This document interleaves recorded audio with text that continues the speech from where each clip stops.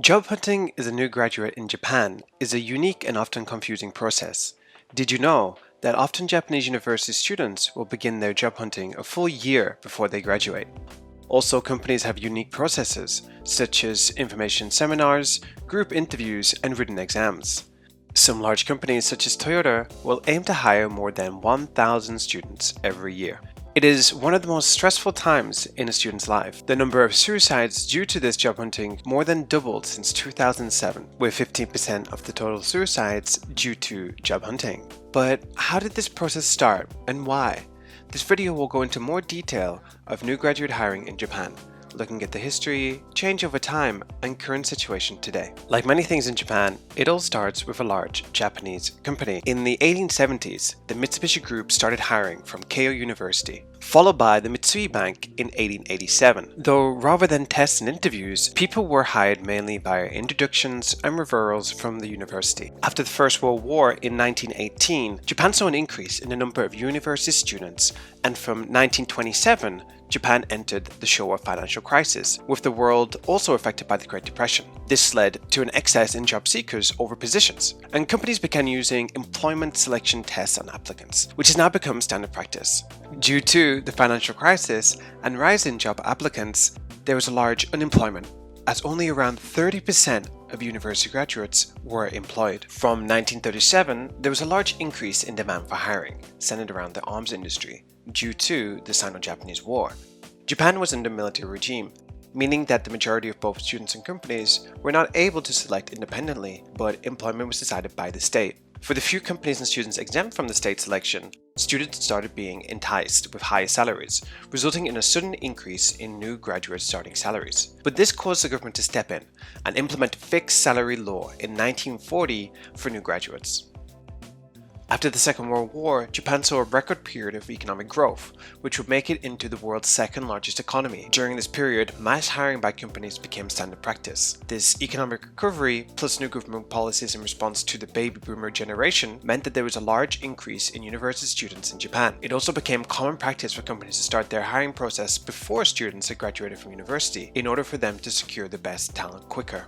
While recommendation and introductions from universities to students' employment companies was still common practice up to this point, in the late 1960s, students became able to apply and get hired by companies independently. This marked the beginning of the recruitment and employment information industry in Japan. In 1986, Japan passed new gender equality laws, creating more job options for female students. Also, it was the start of Japan's bubble economy. Demand far outstripped supply, and with companies fighting over the top university students, more than 50% of graduates were employed by top listed companies. The collapse of the bubble in the early 1990s brought on the employment ice age, with companies cutting back on hiring. The focus was on quality hiring, which resulted in stricter selection. This was the birth of many common practices today, such as entry sheets, focus on reason for applying, Jiko PR, and stricter interviews. Also in 1996, companies started the hiring process even earlier, starting more than a year before graduating, targeting third-year students. Towards the end of the 1990s, more companies started using diverse measures of recruitment, such as year-round recruitment, hiring by specific job type, trial employment, internships, and also hiring international students. However, due to the large increase in percentage of people going to university in the 1990s, there was an increase in people graduating without actually finding employment, bringing on the term fleeter. About 10% of high school and university graduates were not able to find steady employment in the spring of 2000. While the increase in usage of the internet also made it easier for companies to target new graduates, and in the early 2000s there was an economic recovery, the Lehman shock from 2008 onwards resulted in a decrease in job openings. Companies continued their long hiring process, focusing on graduates from elite universities and overall stricter hiring processes, resulting in a longer and more stressful job hunting process for students. Many of the practices of the 2000s and earlier are still ongoing today. In regards to the hiring schedule, companies are still continuing to start more than a year before graduation, with offers coming out as early as 9 months before graduating.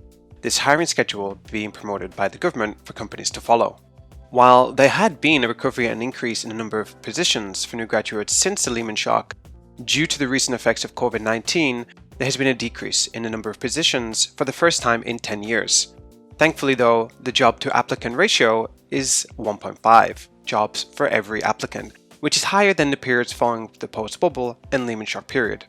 Many large companies of 1,000 employees or more have continued their hiring, while it's the smaller companies that have decreased their hiring activities. There has also been a move to do more activities online. Up to now, students have been expected to physically go to seminars and attend company explanations, but many companies now do this online.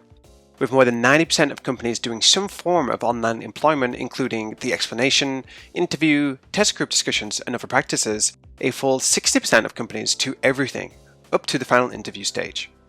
Japan is currently undergoing many challenges related to employment. With a decreasing birth rate, aging population, there has also been an increase in demand for international new graduate hires. Compared to 2017, the percentage of companies planning to hire international students has more than doubled. While there is still some way to go, and the recent effects of COVID-19 on visa processes might limit the opportunities for international students living overseas, due to an increase in companies using online methods for their recruitment practices, as well as a need to hire non-Japanese graduates, it is possible that there could be more opportunities for international students to be employed in Japan going forward. Thank you for watching this video. Please let me know your thoughts or questions in the comments below. Do like and subscribe if you found this video useful and informative. I will be making other videos related to working and living in Japan.